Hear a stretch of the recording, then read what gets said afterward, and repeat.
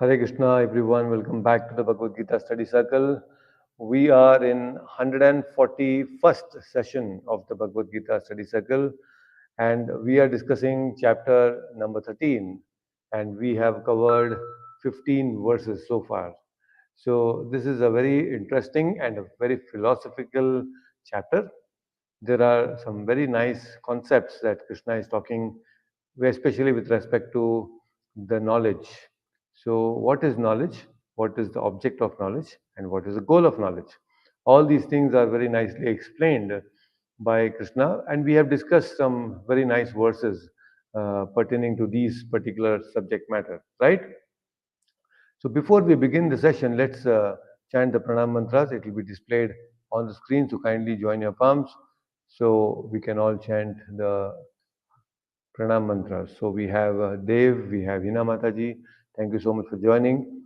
So kindly join your palms and let's dedicate this session to His Divine Grace, A.C. Bhaktivedanta Swami Prabhupada, the founder Acharya of ISKCON, and my beloved spiritual master.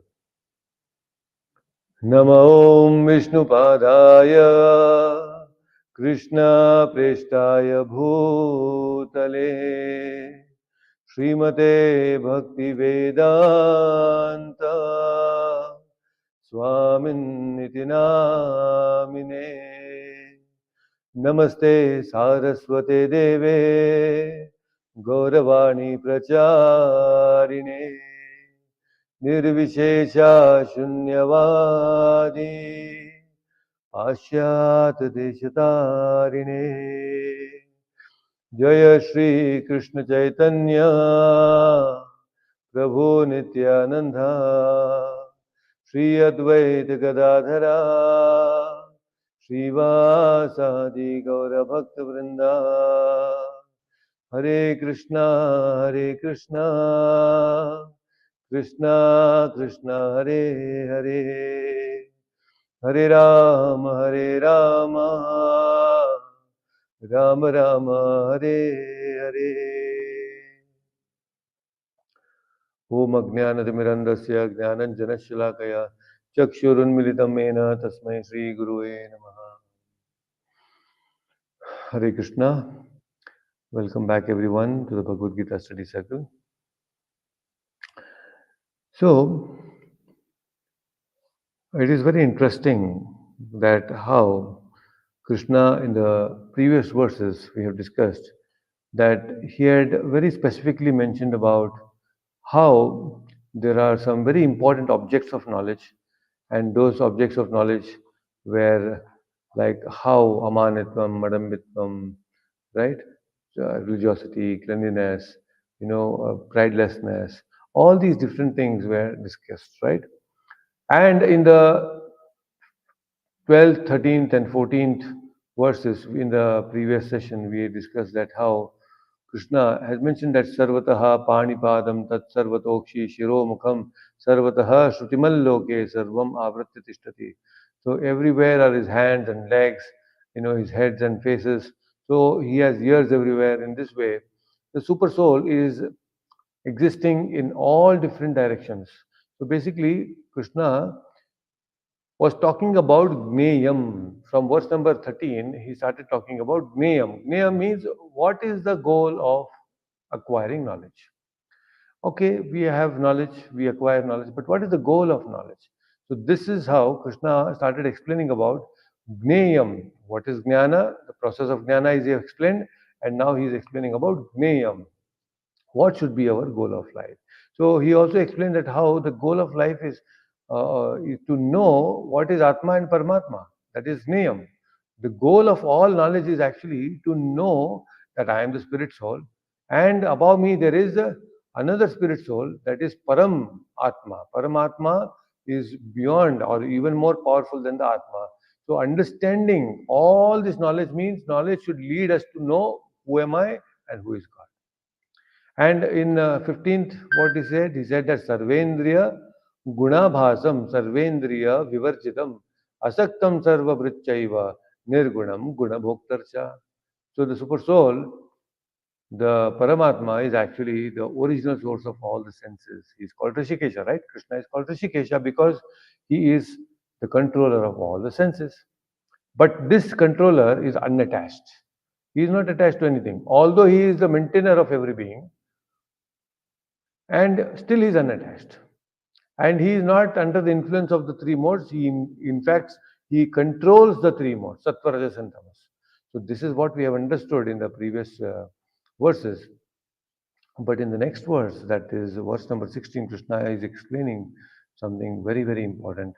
And let us try to chant that verse.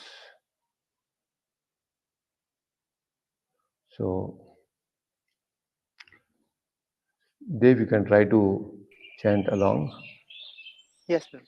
Bahirantascha bhutana Bahirantascha bhutanam acharam charameva cha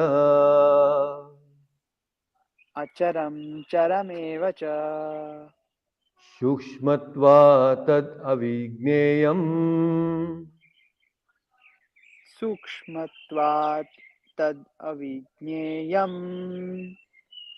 दूरस्थं चान्तिके च तत् durastham chantike cha tat once again बहिरन्तश्च भूतानाम् bahirantascha bhutanam अचरं चरमेव च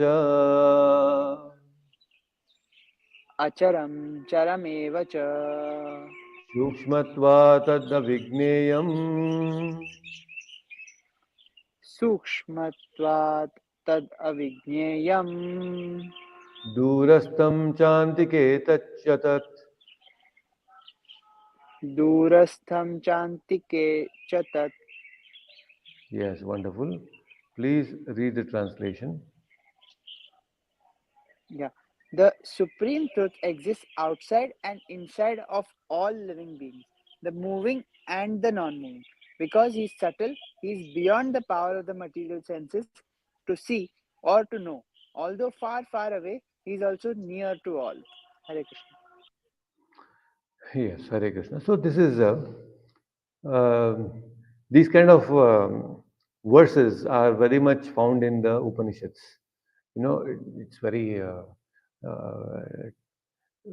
philosophical to know. Now see how it is mentioned here. The supreme truth exists inside and outside of all living beings, the moving and the non-moving.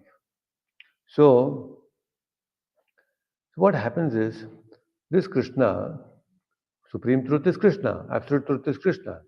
So he exists outside of us and he exists inside of us. Now, outside of us, in so many forms, we know that there is a deity form and there is whole prakriti around us. And how in 10th chapter, when Krishna explained about the opulences, all the different opulences which we see externally are nothing but the potency of the Lord, opulences, right? So, the Supreme Lord is all pervading, external of us. At the same time, the Supreme Lord is also internal of us. He is inside of us, and He, as Paramatma, is guiding constantly all our activities. Before I speak, He actually speaks. Before we hear, He actually hears. Before I see, He actually sees. So, the Lord, as Paramatma within us, is actually enabling all of these actions sitting inside us. Just like, for example, digestion, I have given you example. We eat, but who is digesting that? Food. Well, the Lord within the heart, who is there within us, is actually helping us to digest. Otherwise, we just forget. We nicely take the taste of the food and we forget what is happening inside the stomach. We don't even know. We don't even bother, right? But how the digestion is taking place, how the food is getting converted into blood, the blood is getting converted into the fat, and then the bone marrow. All of these different processes that goes inside within the body is controlled by the Supreme Lord. None of these things are taken care by us, isn't it? So this is so powerful. Thank you, Vinodji, for joining. Thank you, Lakshmi Mataji, joining in the on YouTube. So Krishna is within us. He is also outside of us, and he is within the moving and also the non-moving. That means he is present in the plants. He is present in the stones also. Krishna is present everywhere. He is all pervading. Because he is subtle, he is beyond the power of the material senses. to see or to know. Although far, far away, he is very near to all of us. Something very interesting, no? Upanishad language is like that. They say like this only. Oh, he's very, very, very, very far, but at the same time, he's very, very, very near. So, in one sense, we can know that the Bhagwan, the Supreme Lord Bhagwan, is very far, somewhere very far in Golok Vrindavan in Vaikuntha, right? Very, very far. But at the same time, he's also very, very near in the form of Paramatma. Right within our heart, he is there. So he's very near as Paramatma and he's very, very far in Golok Vrindavan. Also, in another sense, it can also be understood that for a bhakta, for someone who is not a devotee, for an atheist, the Lord is very, very, very, very far. But for a devotee, the Lord is very, very, very near. So that is how he comes closer to his devotees and is very, very far away from all the atheistic people. So Krishna is very powerful. He resides within us, he resides external of us, and that is how he is all pervading. Now, all these kind of verses actually is an indication that how we are not God. Because is it any possible for us that I can be very very far at the same time be very very near? No, I can either be very far or I can be very very near to you, right? So we cannot actually simultaneously exist in a faraway place and at the same time a very nearby place. It is not possible for us. So this itself shows that how God is different from us. And we are so limited in our existence when compared to God, right? So when somebody claims to be God, this is another thing. We can ask them that do you exist in that place? And do you also exist in this place? And do you exist here? Ah, you exist only here, we know that. But you cannot exist in Mumbai, you cannot exist in Delhi simultaneously. You cannot exist in US somewhere. Correct?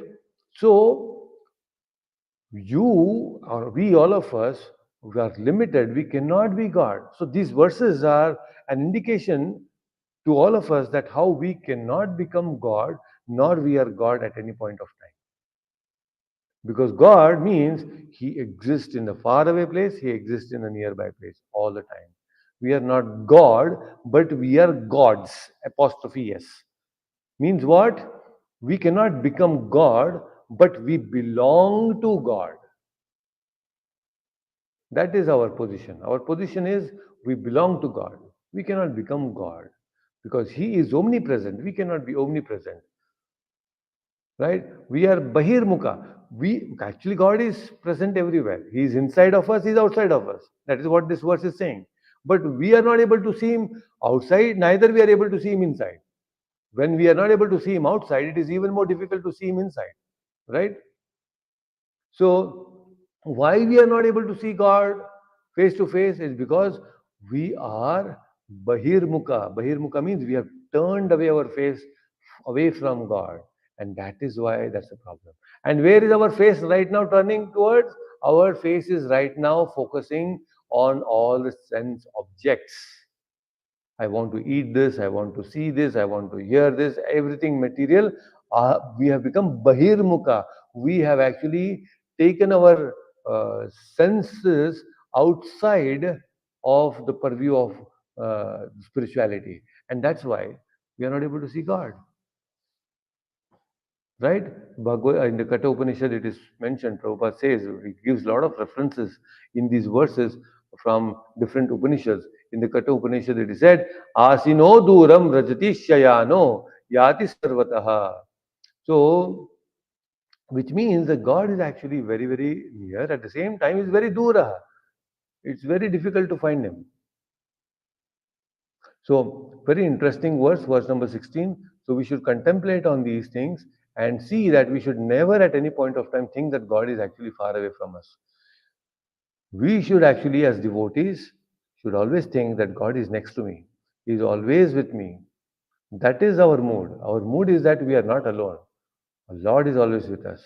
He is within us. And when we feel that presence of God, then we will get that strength to face any difficult situations and challenges in our life. And it's a fact. Even just by theoretically understanding that, oh, yes, God is with me, the supreme truth. is with me all the time, when you have that feeling, then we are not fearful of any material problems. It gives us a lot of confidence. But we should read, we should think, we should contemplate that yes, Lord is with me all the time. That feeling should be there. And when we start feeling like this, the presence of the Lord always with us, oh yes, He is with us all the time, then there is no question of fear. He will automatically go. So we will be able to see Him constantly by thinking about Him. That's why in the Brahma Samhita it is said, Premanjanachurita bhakti vilochanena santas sadhaiva hridayeshu vilokayanti yam shama sundaramachintya gunaswarupam Govindamadi Purusham Tamaham Bhajami. How are the Santaha? How are they able to see the Lord? Because Premanjanachurita. They have applied the ointment of love, Prema, on their eyes. When we apply that ointment of Prema Bhakti onto our eyes, we will be able to see God. We have not applied. Now you'll ask, Prabhuji, where is that ointment? So that I can also take that ointment and apply to my eyes and then I can see God. No, it is not so easily available. And nor can any one of us actually give. The spiritual master has to give that. When we perform nice sadhana, when you become a very good devotee by following the regulative principles, chanting Hare Krishna mantra, then as a sadhaka, when we please our spiritual master, the spiritual master will bestow us. He will say, okay, take this ointment. I am giving you this prema bhakti ointment. We apply so many nonsensical ointment and which has so much of side effects, isn't it? But when Prabhupada gives us the ointment of prema bhakti and you apply that, then we will be able to see Krishna. And when you see Krishna, what is more there left to see in this world? We don't want to see anything more. We don't want to see anything else. That is the mood of the devotees. That is what happened to Dhruva Maharaj also.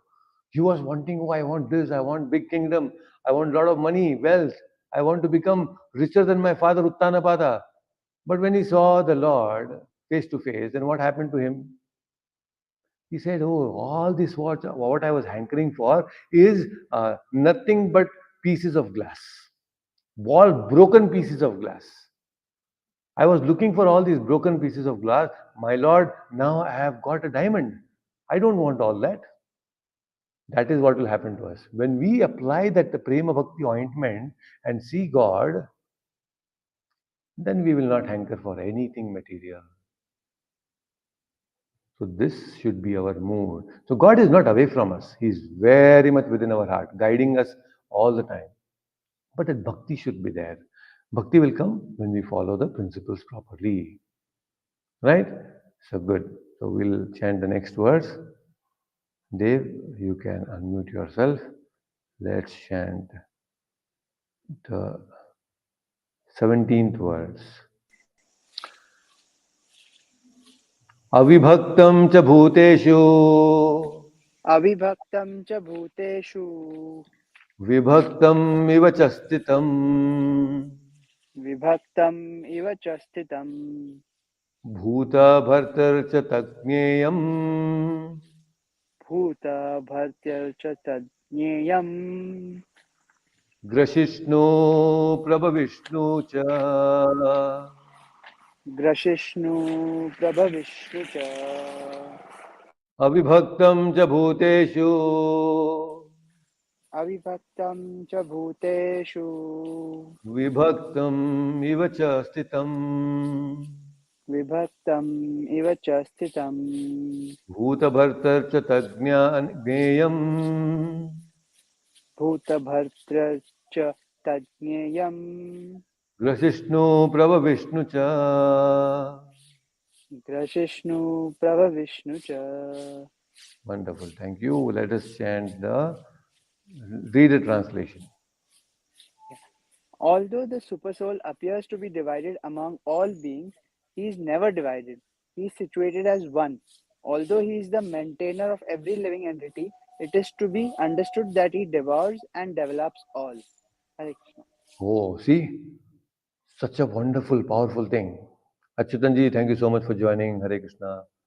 So, this is also a very important verse where, see how clearly it is mentioned here, the super soul appears to be divided among all beings, but he is never divided. So, this is something very interesting we should know. See, this is how the Lord is different from human beings. God can never be divided. You cannot, you know, cut into pieces and then, okay, uh, sometimes, oh, Lord is here also, Lord is here also. Because in the previous verse, what it is, He's far also, He's near also. That means there is one portion of the Lord in the faraway place and some portion of the Lord in the nearby place. Is that so? No, no, no, no. That is what here is mentioned. The portion of the Lord which is there in the faraway place, Goloka, and the portion of the Lord which is present in this material world also is actually the whole Lord. It's not that it's a divided Lord. There is nothing called as divided Krishna. Krishna is one. This concept is very important to know. And Prabhupada gives a very beautiful analogy in the purport. He says that how sun is one, but the same sun, it is actually right now on the top of our head in India. At the same time, it is on the top of the head in so many other places also. Just see, I'm in Bangalore right now. It is right top of my head. But miles away, you are somewhere in Lonavala. But the sun is right there above you also. It is shining above our heads. So the same one single sun is actually present in multiple places all the time simultaneously. If you take now, in a night time, the moon is there. Moon is one, but if you keep multiple pots of water, the moon is reflected in multiple pots of water. The moon is one, but if you keep 100 pots of water, it will reflect in 100 pots of water. That doesn't mean now because I have kept 100, the moon is divided into 100. No, but the reflection is seen in 100 pots. The Lord is not divided at any point of time. Lord is, he may take unlimited forms. When he takes unlimited forms, each of that unlimited form is complete whole, is complete. Just like we all have heard about this Brahma Vimohana Leela, right? In Brahma Vimohana Leela, what happens? You know, Brahma thinks that, oh, who is this boy, coward boy, who is calling himself to be God? He's just a mere magician. Let me show him, let me teach him some lesson. So, what this Brahma does, Brahma, our Chaturmukhi Brahma, he comes to Vrindavan, and when Krishna is actually herding the cows, and all his friends are nicely enjoying the feast, when Krishna is away, this Brahma comes and takes away all his Gopabala and cows and the monkeys also. Dadilova. He takes all his friends to Brahmaloka. And then when he's gone with all his friends to Brahmaloka, Krishna comes back and sees his friends are missing, and Krishna sees that, oh, this is the job of our Chaturmukhi Brahma. Now he wants to teach me a lesson, now I will teach him a lesson. So what did Krishna do? He expanded himself. He expanded himself into all his different friends, the cows, the calves, and the monkey also. Now, just see, when Krishna expanded himself into multiple forms, each of that form was complete. That is the beauty of spirituality. One minus one is one. One minus one is not zero in spiritual world. One minus one is also one. So Krishna expanded. And then when Brahma comes back and sees, oh, what is this? I took all his friends there, and in earth, 1 year is over. And in 1 year, what is Krishna doing? By the time Brahma went, dropped them in Brahmaloka and came back, he on the planet Earth, 1 year has passed. And in 1 year, Krishna has nicely expanded. And in each of the Brajavasi's house, where these boys had come from, everyone was actually personally dealing with Krishna. All the friends, mothers, fathers, the parents, the calves, the which went back to the cows, each one of them were feeling that Krishna is with us at home because it was Krishna. So that is the beauty. So Krishna expands, he is not divided, he is complete. Whatever feeling Mother Yashoda had with Krishna, that feeling of such a wonderful son I have, the same feeling, such a wonderful son I have, was there with all the different gopis and gopas in Vrajabhumi. At the same time, even the cows felt that yes, my calf is so wonderful because Krishna, it was Krishna himself. And same thing with the gopis also. In the Rasa Leela, when Krishna wanted to actually dance with the gopis, it's not that one Krishna was actually dancing with all the gopis. No, he expanded. And each gopi had a complete Krishna with them to dance with. So each gopi was dancing with Krishna. Everyone felt that yes, Krishna is dancing with me because he expanded himself into so many different forms. As many gopis were there, as many Krishnas were there. So we cannot divide Krishna. There is no question of divide. Krishna expands and each expansion is full and complete. That is the beauty of Krishna, right? So this we should know. Very, very important it is. And he is the creator and annihilator of all the living entities. That is what is mentioned in this verse, that how the Lord is actually vibhaktam ivachastitam. अव अविभक्तं च भूतेषु विभक्तम इव च स्थितम भूतभर्तर्चते ज्ञेयम कृष्णु प्रभु विष्णु च. So that how the Lord is actually creating all the living entities, he maintains. Poshana is also done. Our Poshana, who is maintaining all of us? Without the sun rays, we will die. But who is maintaining the sun? It is maintained by Krishna. The food that we get, we eat every day. The food is, although the farmers are cultivating the crops, but ultimately the food is actually given by the Lord. So our body is created. How is created? It is created. We think, oh, our parents, a man and a male and a female come together, and then there is a union between them, and then the body is created. No, the whole science behind the development of the body within us is such a mystery to the scientists today. They cannot just understand how the baby is getting formed in the mother's womb. It is mesmerizing. The kind of science that is. That means what? The Lord is personally involved in developing the baby within the womb. The Lord actually creates the body. We should be so thankful to Lord that my Lord, thank you for giving us such a beautiful body. Wonderful body which functions so nicely, which helps me to see, to hear, to eat, to do so many activities, whatever I like to do. So this body is a gift of the Lord. So the creation is done by the Lord. And then the maintenance is also taken care by the Lord. And then finally, Krishna says that how I come as Mrityu and I take away everything. Mrityu sarva haraschaham. I take away everything that you have. He is the annihilator also. So Krishna is in control. We are not in control. He is actually he is maintaining all of us continuously. All the time, the Lord is maintaining us. This should be there, that mood that Lord is doing my Poshana. He is my Rakshana. He is doing everything required for our existence. But we are forgetful. We are very, very ungrateful actually. We completely forget all that the Lord has done for us. So we should not be like that. We should be grateful to the Lord. Every single day we should pray and thank the Lord. My Lord, thank you so much for giving me this new day. I'll tell you, just 2, 3 days ago, one of our security supervisor, he was such a wonderful person, and he was doing nice flower decorations also. Apart from his security services, whenever the festivals, he used to do a lot of nice festival decorations, flower decorations. And one day, he went to his hometown. He came back. He reached Bangalore. And morning when he came to Bangalore, he had a stroke and he just gone. Gaur Purnima, he was there with us. Next 2 days, he's gone.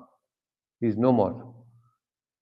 So we are all able to see the new day because of the mercy of the Lord. When death can come and take us all, Mrityu Sarvaharasam, when the Lord will annihilate us, we just don't know.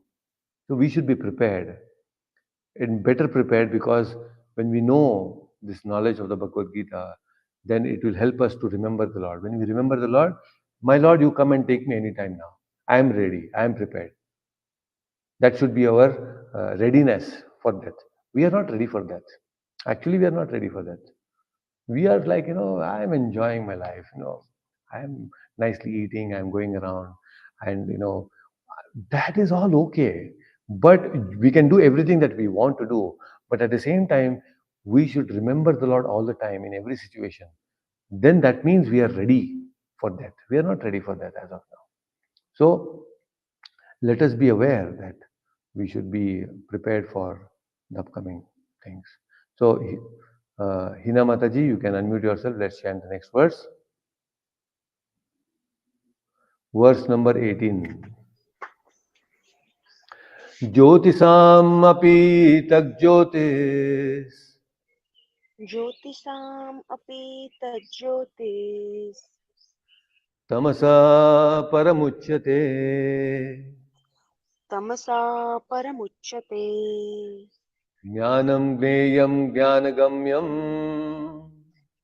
ज्ञानं ज्ञेयं ज्ञानगम्यम् हृदि सर्वस्य विष्टितम्. हृदि सर्वस्य विष्टितम् Let's chant it once again. Jyotisam api tagyotis ज्योतिषामपि तज्ज्योतिस् tamasaha paramuchyate तमसः परमुच्यते jnanam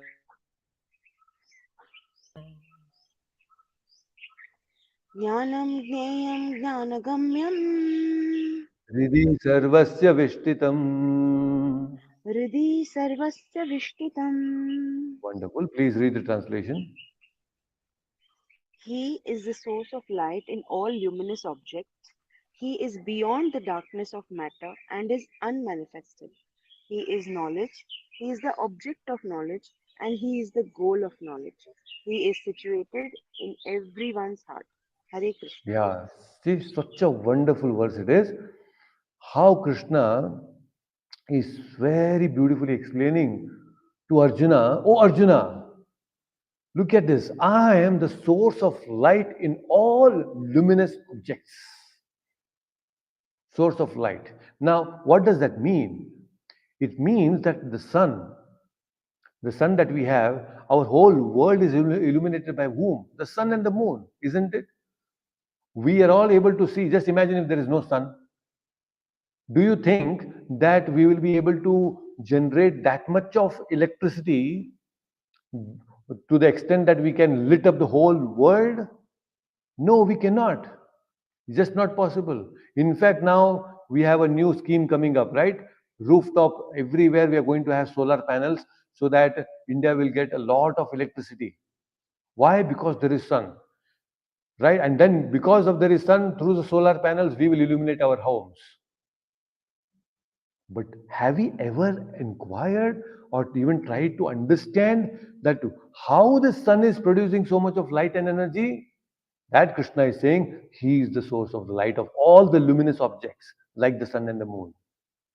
Now, what is the moon? See, moon on its own, Chandra on its own doesn't have light.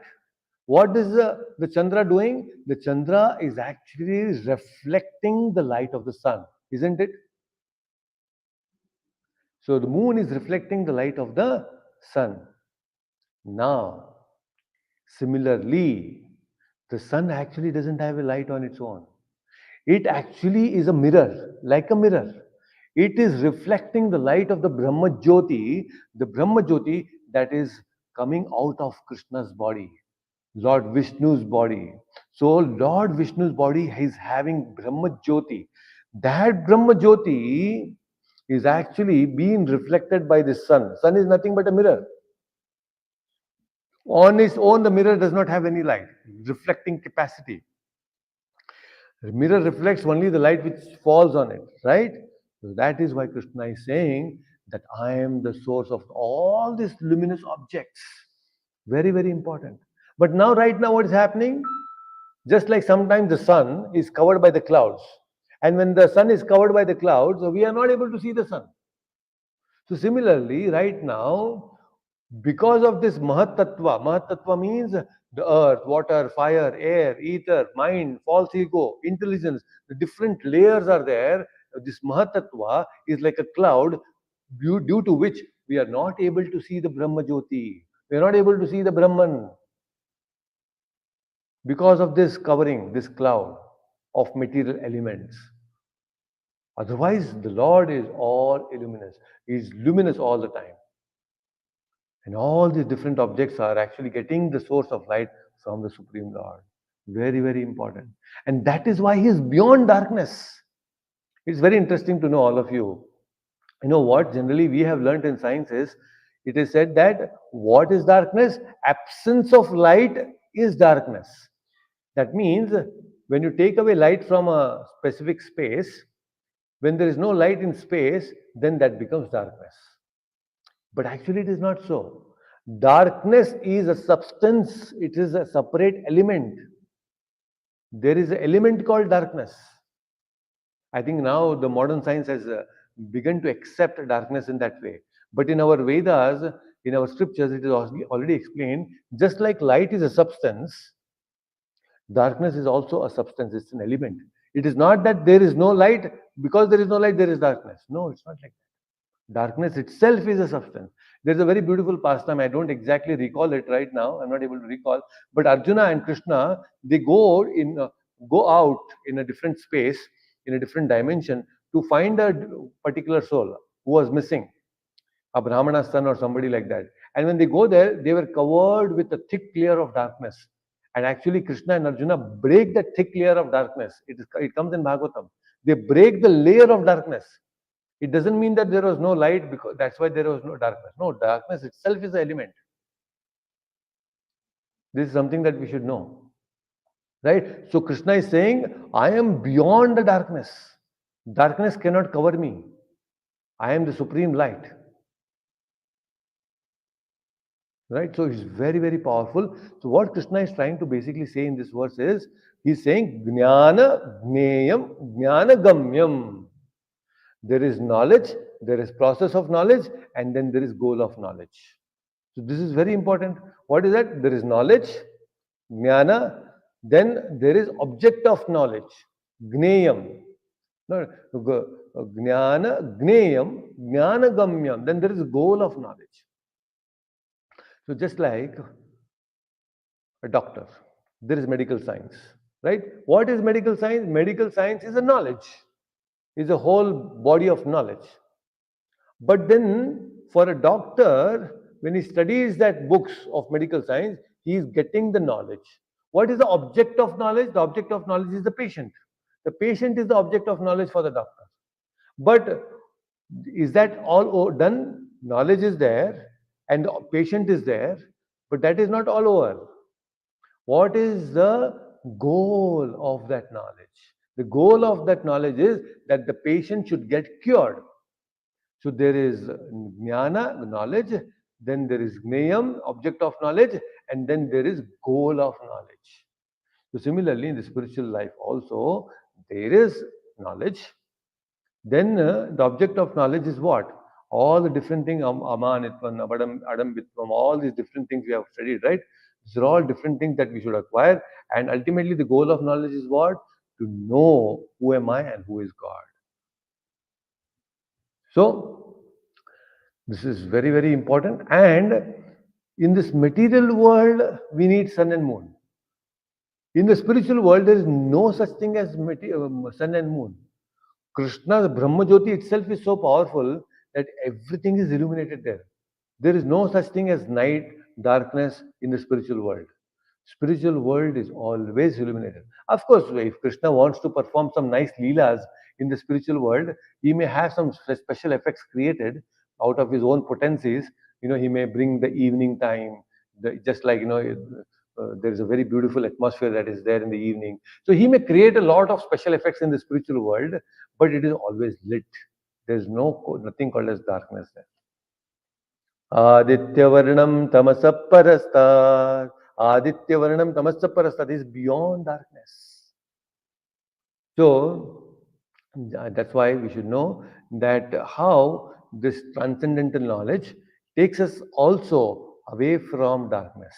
Knowledge actually takes us away from darkness. Om Ajnana Timirandasya Jnananjana Shalakaya Chakshur Unmilitam Ena Tasmai Shri Guruve Namaha. So Om Ajnana Timirandasya. Timirandasya means there is so much of darkness, but this Jnana, the torch of Jnana, will actually take us away from darkness.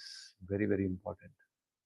So Prabhupada again gives examples from the Upanishads here. He says that how tam hadevam atma buddhi prakasham mumukshir vai sharanam aham prapadye.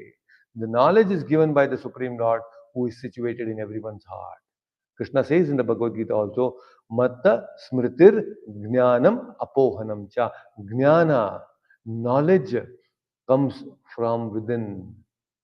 It's not that Newton actually found out the Newton's third law, that gravity, law of gravity. That law of gravity, that knowledge was given to him by the Paramatma within the heart. All these different inventions, the discoveries that we do, the knowledge comes from within by the Lord. That is what Krishna is saying. That mumukshir vai sharanam aham prapadye. The more we actually surrender to the Lord, the more the knowledge will transfer to us. So that is why bhakti, when we don't have to separately gain any knowledge, when we do bhakti properly, when we surrender to Krishna properly, knowledge will be given to us. Many people are after knowledge. I want knowledge, I want knowledge, I want knowledge. Knowledge will not come like that, Baba. Knowledge will come only when we surrender to Krishna. It will come automatically. It will be given to us. Knowledge has to be given. You cannot capture Krishna like that. So then again, Krishna is saying, it is said in the Vedic scriptures, Tam eva vidit vai mrityum eti, which means that how only by knowing him can one surpass the boundary of the birth and death. See, we all want to cross the boundary of birth and death. Tam eva vidit vai mrityum eti. We can actually cross death by knowing him. So knowledge is important, but knowledge comes through bhakti. That knowledge which comes by devotional service, that is perfect knowledge. Otherwise, there are so many Brahmanas, they study Vedas and they do lot of chanting, everything they do. But that is not perfection. Perfection comes by bhakti. There was once a debate between Prabhupada and a scientist. They were on a morning walk. They used to walk on a morning walk when they were walking in a garden in the park. Prabhupada says, "What is the knowledge? What knowledge do you have?" Oh, that he said, "No, we are developing so much of science and technology. There is so much of knowledge." Prabhupada asked them, "See, you are developing so much of new technologies and everything. Do you have a technology to know yourself, who we are, who is God? You don't have any such thing. So that is not knowledge." So that devotee was like, devotee in the sense that scientist was, "Oh, you mean to say that this is not knowledge?" Prabhupada says, "Yes, this is not knowledge. Because you don't know yourself. You don't know who is God. That's why it is not knowledge." But then that scientist, when Prabhupada was walking ahead, and Prabhupada says, the scientist, he says, "You see, Prabhupada, this is a grass here. This little grass, we have two big books written on the grass. So much of knowledge is there." Prabhupada says, "What do we do with this two big books on this grass? What is the point in knowing the grass when you don't know the creator of that grass? You don't have any books to actually know and understand who has created that grass. So what is the use of your knowledge?" So this is what is happening. People are writing big, big volumes of books on so many different material things, but they don't know where the matter is coming from. Correct? So that's why we should know. Knowledge means to know ourselves and to know God. That is knowledge. So Sarvasya Prabhum Ishanam Sarvasya Sharanam Brahat. So we should know that the Lord is everywhere and we should completely surrender to the Lord so that we acquire the spiritual knowledge. Very, very important. Very important. Achyutanji, unmute yourself. Let's chant the next verse. 19th verse. Today we are going to cover 4 verses. Okay? So this is nice verse. Iti kshetram tata jnanam Yes, Achyutanji, you're there? Okay, looks like he has some network issues. So Dave, you can unmute yourself. Yes. इति क्षेत्रं तथा ज्ञानम् इति क्षेत्रं तथा ज्ञानं ज्ञेयं चोक्तं समासतः ज्ञेयं चोक्तं समात्सतः मद्भक्त एतद्विज्ञाय मद्भक्त एतद्विज्ञाय मद्भावायोपपद्यते.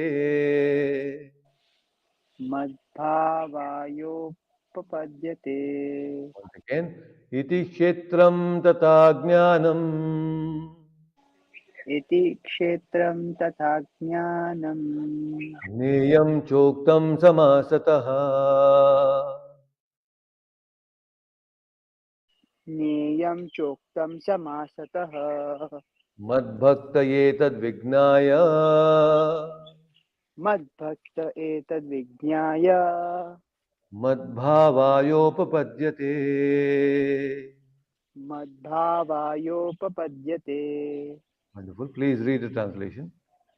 Thus, the field of activities, the body, knowledge, and the noble have been summarily described by me. Only my devotees can understand this thoroughly and thus attain to my nature. Hare Krishna. See, so now so far, Krishna has very nicely explained about the body, that is Kshetra, Kshetragna, right? So Jnana and Gneyam. All these different things are covered by Krishna in the previous verses, right? So, so this knowledge is of three things: the knower, the knowable, and the process of knowing. So there is a knower, there is a knowable, and there is a process. So all these different things we have explained now. Very nicely we have understood. Now, when all this combined together, the knower, the knowable, and the process of knowing, when combined together, is called Vijnana. It is called science. Isn't it? In the material science also, we try to actually, we I'm the knower, there is a scientist, there is a knowable, yes, there is something that they want to know, and the process of knowing. There are so many instruments and so many theories they come up, hypotheses. So there is a process. So this all put together is called science, Vijnana. So this is the science of knowledge. Knowledge itself, how to acquire knowledge. There is a science. We cannot simply call anything and everything as knowledge. When we properly apply certain principles, then that is knowledge. And what Krishna is saying, the very important point Krishna is saying is only perfect knowledge can be understood only by unalloyed devotees of Lord directly. So, in order to acquire this knowledge perfectly, then you have to become a devotee of Krishna. So, this is why Prabhupada has stressed so much on bhakti. In every chapter, he's stressing on bhakti. Why? It's because when we perform bhakti, knowledge will come to us. It is a very mystical thing, actually. Each one of us will experience, I'll tell you. Each one of us will experience. The knowledge will come to us. And what is knowledge according to us? You please see this. Now, I want to show you something very interesting. What is our knowledge? What is our knowledge? If broadly speaking, our knowledge is I know that I know something. What is that? I know that I know something. For example, I know that I can play kartal. I know that my mobile is a particular brand. I have a Samsung brand. My laptop is HP. I know that I know something. This is one aspect of knowledge. Correct? So, Dev, can you give some examples of this in your own life that you know something? What is that? Prabhuji, I know that I know to code, maybe. Yes, you know how to code, maybe Chat GPT or whatever these days you're developing, right? So you know how to code a Yes. certain program, right? What else? I know I Hmm. know how to play cricket. Yeah, you know how to play what? Cricket. Uh, Cricket, yes. Achyutanji, what about you? What is that you know something?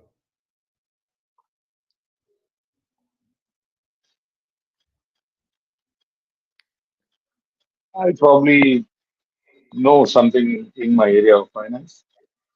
Good. So just like you're staying in an apartment, you know that there are so many flats in this apartment. You know that you know this. For example, you know that these there are so many floors in the building. Anything more? I know that I have a role to play in this world, in my family, for the world. So you know to some extent that you have a certain role to play in this world. Correct? So Yes. our knowledge is what? Our knowledge means I know that I know something. Not just that, very important aspect is this also is knowledge. What is that? I know that I don't know something. For example, I know very much that I don't know what is rocket science. I know very much that I don't know how to cook dhokla. Forget about dhokla. I don't know anything. I don't know to cook anything for that matter. In kitchen, if I go and if I do something, then it will be a big mess. So I very much know that I cannot cook. So I know that I don't know cooking. So they, what is that you think that you know very much clearly that you don't know something? What is that? uh, I know that I don't know about how to treat people like a doctor does. Exactly. You know very clearly that you don't know how the doctors actually treat. Lakshmi Mata, you can also give your answers. Whoever is listening on the YouTube, you can also pass your comments. Vinodji, you can write on the comments what you know that you know something and what is that you know that you don't know something. So Achyutanji, what is that you know that you don't know something? Probably I know one thing that I don't know what will happen next moment. Next minute. Wow. See, you know very clearly that next minute what's going to happen. I don't know. That means what? This is our knowledge. Our knowledge means what? I know. Our knowledge is what? I know that I know something and I know that I don't know something. This is our knowledge. This is what we call as, oh, yes, this is my knowledge. I know something, I don't know something. But you know what the interesting thing is? The interesting thing is our ignorance. And our ignorance is what? Our ignorance is that most of the time we don't know. I don't know that I don't know something. Now, this is ignorance. This is very dangerous. I don't even know that I don't know something. So, because we are so much absorbed in I know that I know something and I know that I don't know something, that we completely are unaware of that I don't know that I don't know something. It is such a thing. Many times, this is what is ignorance. And that's why when somebody tells us something new, it's like a revelation to us. Oh, yes, I was not even aware of this. Suddenly some euphoria comes in. Oh, yes, yes, this is something I was not aware of. Something new that I got to know. So that is ignorance that we don't know. And this ignorance is so vast. It is so vast. Our knowledge, you see there, a small dot? That is our knowledge, which we discussed in the previous slide. Our knowledge is so small before this ignorance. So, what Bhagavad Gita does? Bhagavad Gita does is actually it reduces our ignorance step by step, step by step, step by step. That's why when we are understanding Bhagavad Gita, what is happening to all of us? Slowly, some revelations are coming. Oh, yes, Prabhuji, I was not aware of this. Suddenly, I got to know something new. Isn't it? This is what is to be known. That is what Krishna is trying to make Arjuna understand and also us understand that, oh dear Jiva, oh dear soul, don't think that you are too knowledgeable. Because your knowledge is only limited to I know what I know something and I know what I don't know something. But you are so much in ignorance that you don't know that you don't know so many things. And that is why Krishna is all knowledgeable. Krishna has 0% ignorance, no ignorance in Krishna. So that's why when we accept knowledge from the Vedas, it is perfect knowledge. Why it is perfect knowledge? Because it is coming from a perfect person. And when that's why Krishna is saying here, a devotee who is perfectly engaged in devotional service, unalloyed devotion, then we will get the perfect knowledge, free from ignorance. Right? That is why in this whole section until now, until verse number 19, Krishna, to summarize, he has made us understand that in verse number 6 and 7, he has beginning from Mahabhutani, continuing through Chetana Dhriti. So, material elements, 24 elements we have understood, the different manifestations, symptoms of life, the consciousness, all these different things we have understood in the previous verses. And then how this kshetra, what is the kshetra is made up of, the field of activities. And from 8 to 12, we understood the knowledge, what is true knowledge, amanitvam, madambitvam, right? All these different, till tattva jnanartha darshanam. We have understood all these different 20 qualities described as a process of knowledge. And then the gnayam, the field of activities, all these things different we have understood. From 13 to 18, we understood the gnayam part of it. Who am I? What is super soul? So, Krishna has many more wonderful things to say in the upcoming verses, and he is going to describe what is Prakriti in the next upcoming verses. He is going to understand what is this Prakriti. We'll understand more and more about what is Prakriti in the next verses. Lakshmi Mataji is also saying that how they say in Tamil, what is that?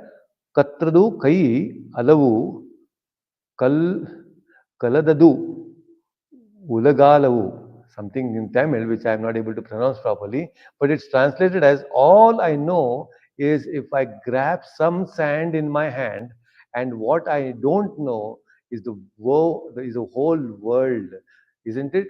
Whatever I know is just a little bit of sand that I can actually grab in my palms, but the rest is actually such a big, you know, beach is there, so much of sand. How much do we really know? Very little, right? So we just know a handful of things, a palmful of things in this world, and that is our knowledge. And we are so proud of that knowledge. I know so much. We don't know anything actually. That's why when we read Bhagavad Gita, understand Bhagavad Gita with this humility, we will be able to know and upgrade our knowledge from this level to the next level, next level, next level. Slowly, by humility, it grows. Knowledge grows by humility, not by reading books. It increases by seva. It increases by humility. So that's why our aim should be what it's not about knowledge, it's about characters. Many people might be having knowledge but no character. What is the use? Today you see one of the chief minister, he may be very knowledgeable, IAS officer, but no character. And because no character, he is in jail today. So in spiritual life also, what is the point? You acquire a lot of knowledge, and but that knowledge is of no use. Character, when we have character, good character, then knowledge is useful. Otherwise, knowledge is not useful. Very important, right? All right. So Lakshmi Mataji is saying that she will say that in the Tamil in the group. Thank you so much. Thank you very much, all of you, for joining. Do you have any questions? If you have any questions, please feel free to ask any questions on the discussion that we had today.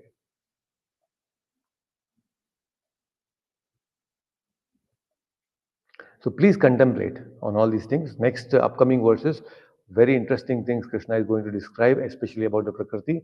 We'll try to know all of that. Okay. Thank you so much for joining, all of you. Please take care. Hare Krishna. Hare Krishna, Prabhuji. Hare Krishna. Hare Krishna. Hare Krishna, Prabhuji. Hare Krishna. By the way, I also